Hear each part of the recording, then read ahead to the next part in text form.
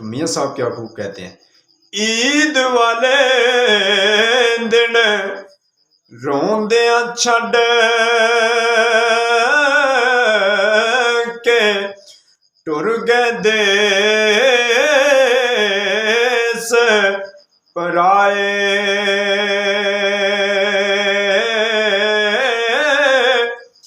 ईदा मुड़ मुड़ आन मुहम्मद पर ओ नहीं मुड़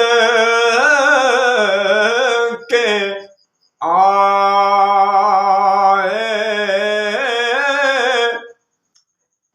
बाग बहारा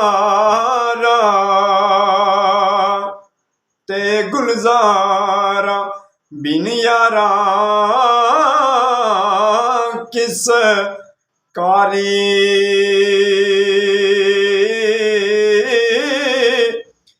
यार मिलते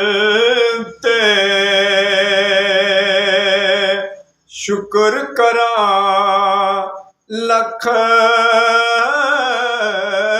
लख वारी। तो मियाँ साहब ने क्या खूब कहा, लंबी रात जुदाई वाली सोवरियां दी केड़ा खबर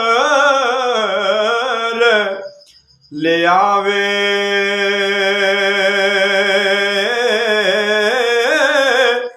सजना दूर गया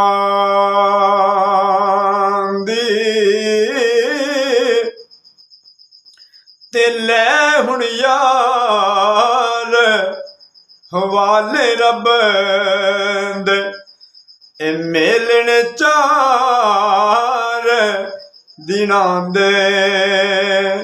ए उस दिन ईद मुबारक हो सी ते जिस दिन फेर मिला